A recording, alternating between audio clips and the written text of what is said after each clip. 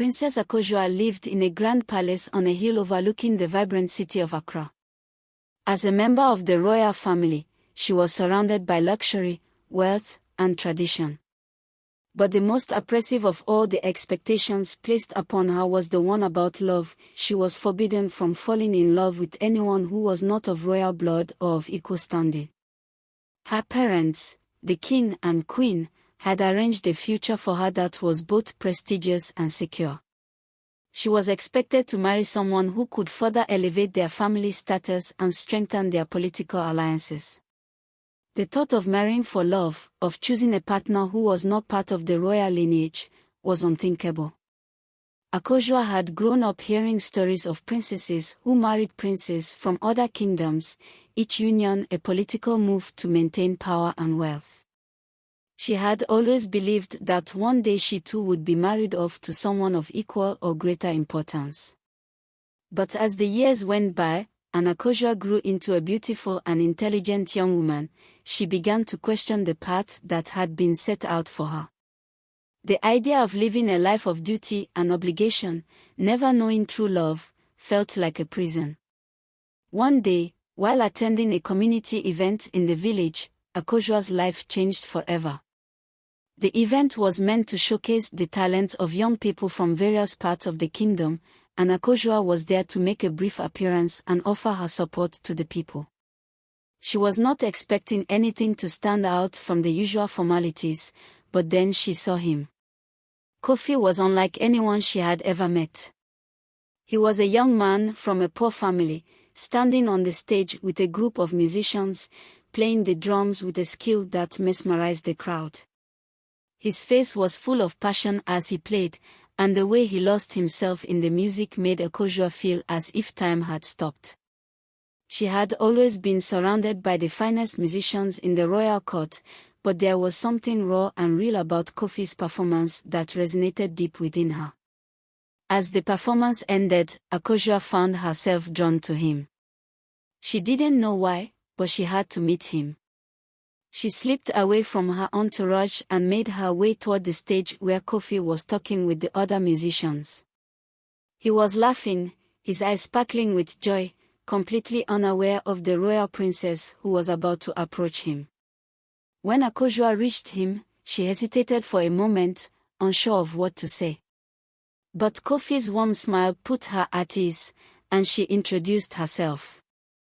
"I'm Akosua," she said, trying to sound as casual as possible. Kofi looked at her, his eyes widening in recognition. "Princess Akosua. It's an honor to meet you." Akosua smiled, surprised by his lack of formality. "Please, just Akosua. I've never met someone quite like you before. Your music, it's incredible." Kofi blushed slightly, not used to receiving compliments from someone of royal standing. "Thank you, Your Highness. I've been playing for as long as I can remember. Music is everything to me." Akosua was intrigued by him, by his passion for life and his humble nature. They spoke for a few more minutes, and Akosua found herself laughing at his jokes, enjoying the ease of the conversation. She couldn't remember the last time she had felt so free. But as they spoke, she couldn't ignore the reality of her situation. She was a princess, and he was from a poor family. Their worlds were completely different, and there was no way that a relationship between them could ever be allowed. Yet, as they said their goodbyes and Akosua returned to her royal duties, she couldn't shake the feeling that she had met someone truly special. Over the next few weeks, Akosua found herself thinking about Kofi constantly. She couldn't understand why she was so drawn to him.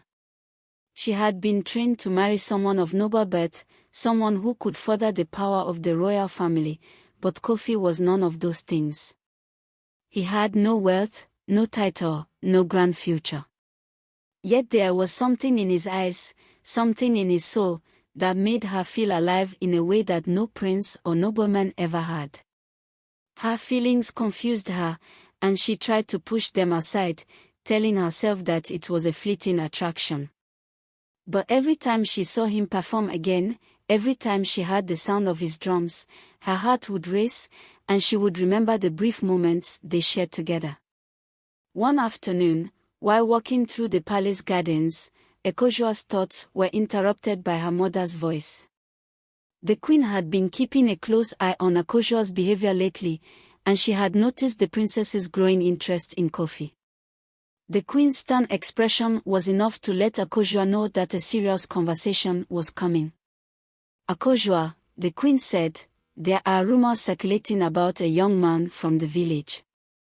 I have heard that you've been spending time with him." Akosua's heart skipped a beat. She tried to remain calm, though she could feel the weight of the conversation bearing down on her. "Mother, I've only spoken to him a few times. He is just a musician." "A musician," the queen repeated, her voice cold. "You are a princess, Akosua. You cannot afford to indulge in such foolishness. You have a responsibility to your family, to your kingdom, and to our people.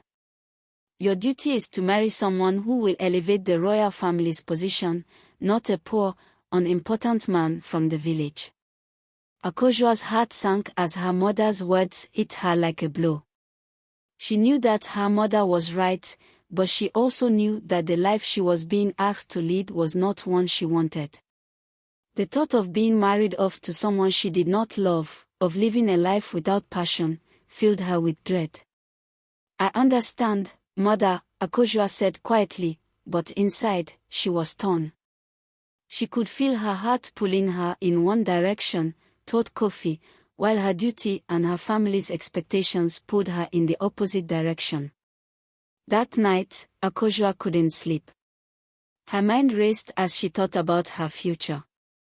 She could marry the man her parents had chosen for her, a man who would bring prestige and power to the royal family.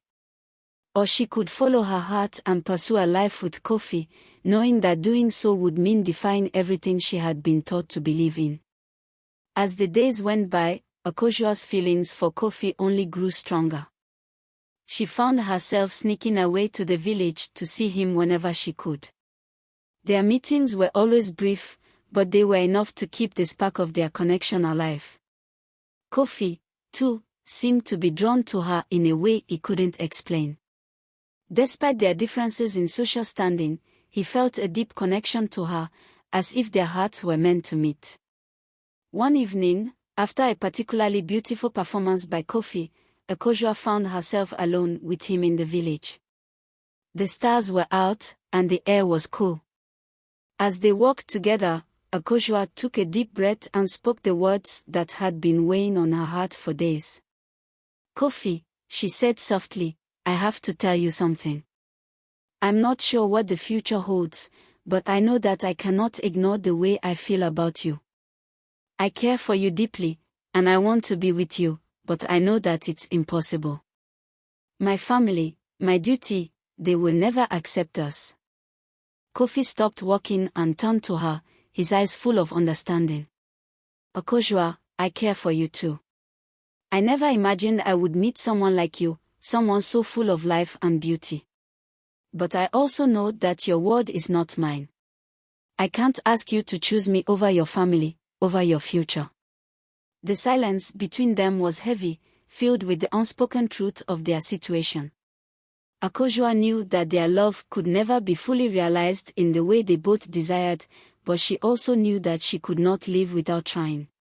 "I'm willing to take the risk, Kofi," she said, her voice trembling.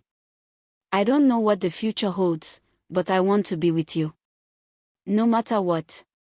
Kofi took her hand, and for a moment, everything else faded away.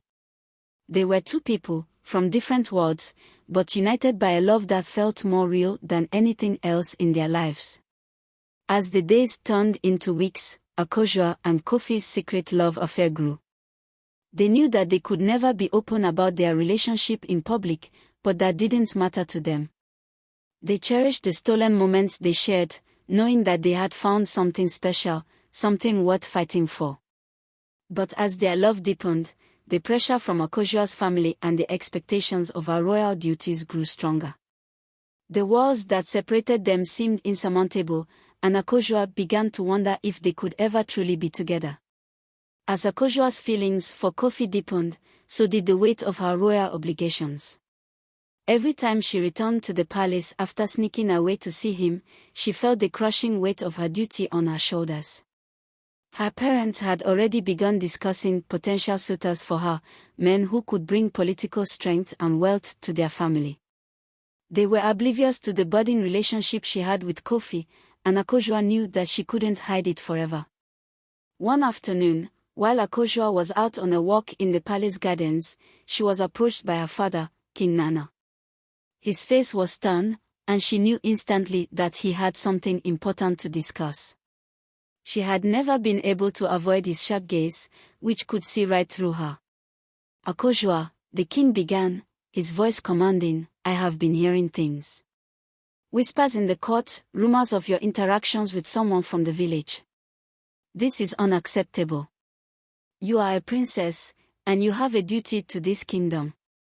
Do not let your emotions cloud your judgment." Akosua's heart pounded in her chest, but she forced herself to remain composed. "Father, I haven't done anything wrong," she replied, her voice steady but her mind racing. "I've simply met someone." King Nana's gaze darkened. "Someone," he echoed, his tone filled with disapproval.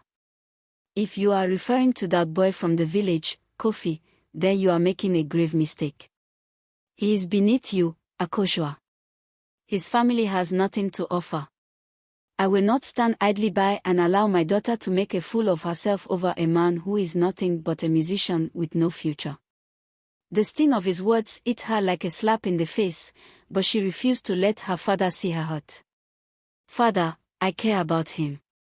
And I believe he has a future, one that is filled with passion and promise." The king shook his head. "This is not the future I envision for you, Akosua. I have already arranged for you to meet with a prince from the neighboring kingdom. His family is wealthy, influential, and respected. This is the future you should be considering, not some boy from the village." Akosua felt her heart break as she listened to her father's words. She had always known that her marriage would be an arrangement, but hearing it spoken so plainly, so coldly, left her feeling empty. She looked at her father and forced a smile. "I understand, father," she said quietly, though in her heart, she knew she was lying. She couldn't marry someone she didn't love. But what choice did she have? She couldn't defy her father, not without risking everything she had known. As the days passed, Akosua found herself torn between her love for Kofi and the life her family had planned for her. She knew that if she continued seeing him, she would be risking not only her future but also her place in the royal family. And yet, her heart refused to let go. One evening, as Akosua walked along the shores of the lake near the palace, she received a message from Kofi. He had arranged for them to meet in a secluded spot, away from the prying eyes of the village. Akosua's heart fluttered at the thought of seeing him again, but she also knew that she was walking a dangerous path. When she arrived at the meeting place, Kofi was waiting for her, his eyes filled with anticipation. "Akosua," he said, his voice soft and filled with longing. "I've been thinking about you every day. I can't stop thinking about what we could have together." Akosua smiled, though her heart felt heavy. "I've been thinking about you too, Kofi," she replied, stepping closer to him. "But I can't keep doing this. My family, my duty, it's all too much. I don't know what I'm supposed to do." Kofi took her hand, his touch warm and comforting. "I know you're torn, Akosua," he said. "But I can't ask you to choose me over your family. I would never do that to you. But just know that I love you, and I will always love you, no matter what." Akosua felt tears prick at the corners of her eyes. She wanted to tell him that she loved him too, that she wanted to be with him more than anything. But the reality of her situation was clear. Her father's words echoed in her mind, and she knew that her choices were limited. "I love you too, Kofi," she whispered. "But I can't be with you. Not now, Not in the way I want to. Kofi looked at her, his face filled with sorrow but also understanding. I know, he said softly. But I will never forget you, Akosua. And I will always cherish the time we spent together. As Akosua walked away from him that night, her heart felt like it was being torn in two. She didn't know how to navigate the conflict between her love for Kofi and the life that had been set out for her. But she knew one thing for certain: her feelings for Kofi were real, and they would never fade. Days turned into weeks, and Akosua's life seemed to take on an almost unbearable heaviness. The marriage arrangements for her with the prince from the neighboring kingdom were progressing quickly, and every time she saw her father, she was reminded of the inevitable future he was pushing her toward. It was a future that didn't include Kofi. Meanwhile, Kofi tried to carry on with his life, though his heart was heavy with the knowledge that he and Akosua were drifting apart. He threw himself into his music, performing at village gatherings and spending time with his family, but nothing could fill the void that Akosua had left behind. He missed her, the sound of her laughter, the way she would listen to him play his guitar as if every note held a piece of her soul. One evening, as Akosua sat in her chamber, looking out over the city, she was visited by her mother, Queen Ajoa. The queen had always been kind to her, but there was a firmness in her eyes now that Akosua had never seen before. "Akosua," her mother said softly, sitting beside her on the balcony, "I know you are struggling. I can see it in your eyes. The weight of the responsibility you carry is not easy to bear, but you must understand something. You are the future of this kingdom. Your marriage is not just about you. It is about the stability of our people, our heritage." Akosua nodded silently, trying to mask the tears that threatened to fall. Her mother continued, her voice tender yet resolute. "I've seen the way you look at Kofi. I've seen the way you speak of him. But my dear, love is not always enough. You are destined for greatness, and greatness comes with sacrifices." Akosua's chest tightened as she listened to her mother's words. She loved her family, but she couldn't ignore the ache in her heart. She loved Kofi, and the thought of marrying a stranger felt like a betrayal to the love she had found with him. "I understand, Mother," Akosua whispered, though she wasn't sure if she did. "But what if I don't want to be great in the way you want me to? What if I just want to be happy?" The queen's eyes softened, and for a moment, there was a glimmer of understanding in her gaze. But then she looked away, her face hardening once more.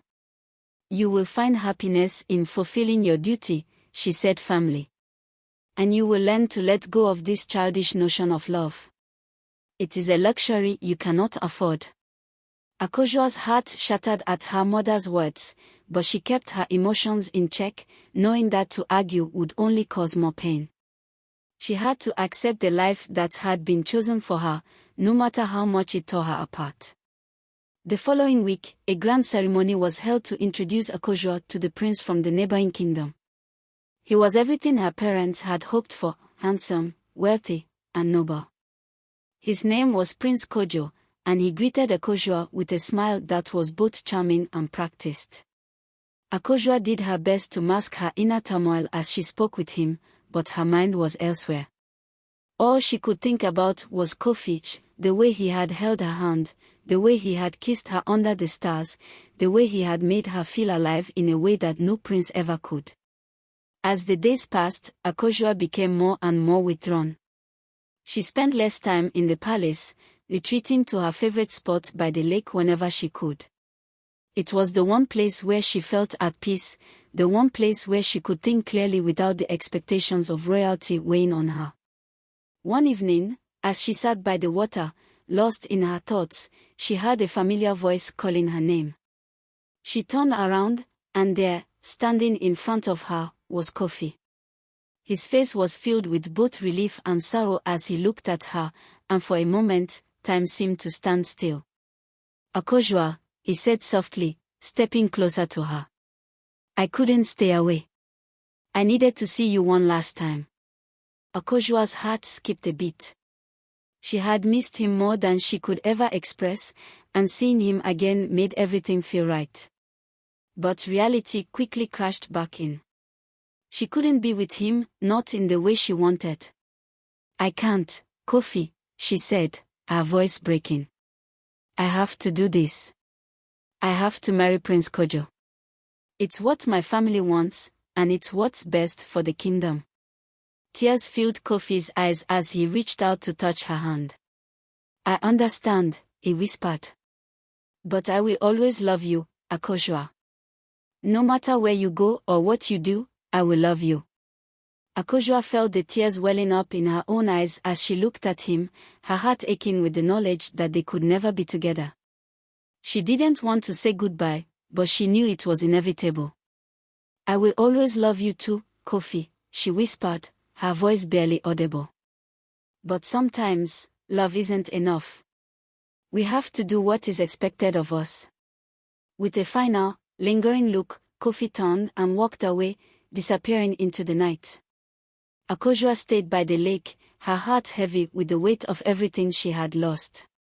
She knew that she had made the right choice for her family, but in her heart, she couldn't shake the feeling that she had lost a part of herself. The days passed in a blur for Akosua. Her heart felt like it had been torn in two, and yet, she knew there was no going back. The royal wedding to Prince Kojo was rapidly approaching, and she spent most of her time in preparation for the event, her mind constantly drifting back to the moments she had shared with Kofi. She couldn't forget his words, his touch, the way he had made her feel like she was the only person in the world. But now, everything felt hollow, and she knew deep down that her heart was no longer in the life that had been laid out for her. The night before the wedding, Akosua stood alone in her chamber, staring out at the stars. She thought of her mother's words, words that had seemed so final, so unyielding. But now, as she looked up at the heavens, she felt a stirring deep within her. Was this truly the life she was meant to lead? Was this the path to happiness and fulfillment? Or was there still a chance for her to choose her own fate? As she pondered these questions, there was a knock on her door. Startled, she turned to see a servant standing in the doorway, her face a mixture of excitement and apprehension. "Your Highness," the servant said, "there is someone here to see you. A man, by the name of Kofi." Akosua's heart leapt in her chest, and for a moment, she thought she might faint. It couldn't be. He couldn't have come back. But when the servant opened the door wider, Akosua's breath caught in her throat as she saw Kofi standing there, his face full of determination and longing. "Kofi," she whispered, her voice trembling. "What are you doing here? The wedding is tomorrow. You shouldn't be here." Kofi stepped forward, his eyes never leaving hers. "I couldn't let you go, Akosua. I couldn't let you marry Prince Kojo without telling you how I feel. I love you. I always have. And I'm willing to fight for you, for us." Tears filled Akosua's eyes as she looked at him, feeling both elated and devastated at the same time. Could she truly leave behind everything she had been taught, everything her family had expected of her? Could she choose Kofi, a man of humble origins, over the life of privilege and power that awaited her? "I don't know if I can do this, Kofi," she said softly, her voice breaking. "I don't know if I can go against my family, against everything I've been raised to believe." Kofi reached out to take her hand, his touch warm and reassuring. "You don't have to do it alone. I will be with you every step of the way. We can start a new life together, far away from all of this. We can be free." Akosua closed her eyes, her heart pounding in her chest. She knew what she wanted. She knew what she had to do. But the weight of the decision felt like an insurmountable burden. She had always been taught that duty came first, that the needs of the kingdom outweighed her personal desires. And yet, in this moment, she realized that true happiness could never come from living someone else's dream. "I will live with you," Akosua said, her voice firm and resolute. "I choose you, Kofi. I choose love over duty. I choose my own happiness. Kofi's face lit up with joy as he pulled her into his arms, holding her tightly. You won't regret this, Akosua. I promise you. We will build a life together, a life where we are free to love and be who we truly are. With a final look at the palace that had been her home for so long, Akosua made her decision. She would leave behind the life that had been mapped out for her and choose a new path, one that was filled with uncertainty but also with the promise of true love and freedom. The next morning, as the royal wedding preparations were underway, Akosua and Kofi slipped away from the palace, leaving behind the life they had once known. They traveled far and wide, building a life together in a distant village where they could live as equals, free from the constraints of royalty and societal expectations. Years later, Akosua would look back on that fateful day with no regrets. She and Kofi had built a family, a home, and a future that was their own. And though they had faced many challenges along the way, they had never once regretted their decision to choose love above all else. For in the end, it was love that had set them free, and it was love that had given them the happiness and fulfillment they had always longed for.